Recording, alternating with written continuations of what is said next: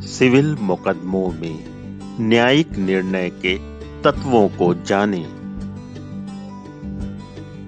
मामले की सुनवाई के बाद न्यायिक निर्णय एक खुली अदालत में दिया जाता है। न्यायालय शीघ्रता से 15 दिनों की अवधि के भीतर ही फरमान देना सुनिश्चित करता है। वाणिज्य अपील न्यायालय तर्क के समापन के 90 दिनों के साथ निर्णय सुना सकता है। फरमान की तारीख से 30 दिनों की सीमा अवधि जोड़ी जाती है। सिविल मामलों में डिक्री के तत्व। अचल संपत्ति की वसूली के लिए निर्णय।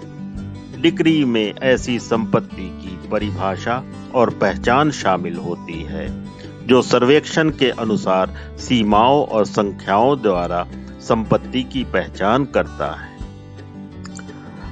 चल संपत्ति के वसूली के निर्णय के मामले में डिक्री में विकल्प के रूप में भुगतान की जाने वाली राशि भी बताई जाती है यदि वितरण नहीं किया जा सकता है तो। पैसे के भुगतान के लिए निर्णय में डिक्री उस राशि को बयान करती है जो ली जानी है या किस्तों के साथ या ब्याज या बिना ब्याज के साथ स्थगित की जा सकती है। क्या गिरवी रखी संपत्ति की बिक्री में किस्तों में प्रतिवादी भुगतान कर सकता है? अदालत प्रतिवादी को किस्तों में बंधक राशि का भुगतान करने की अनुमति देने के लिए सक्षम नहीं है। कब्जे और मुनाफे के मामले के फैसले में संपत्ति पे कब्जा के निर्देश और उपार्जित किए गए किराए को निर्देशित किया जाता है। इस निर्णय में डिक्री धारक के कब्जे का वितरण और देनदार के कब्जे की छूट के बारे में विवरण दिया जाता है।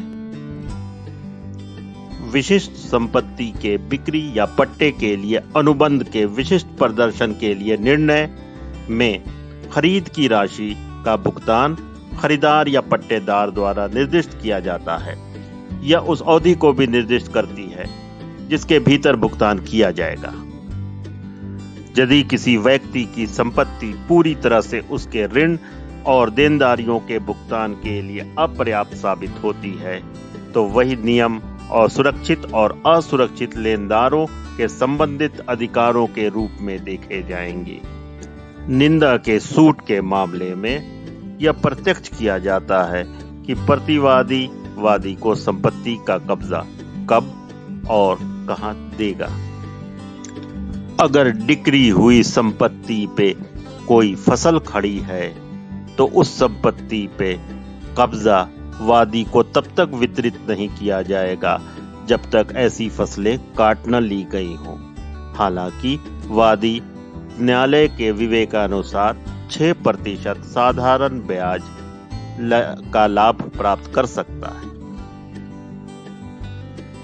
साझेदारी के विघटन के फैसले में पार्टियों के अनुपातिक हिस्से की घोषणा की जाती है और उस तारीख का उल्लेख किया जाता है जिससे साझेदारी भंग हो जाएगी।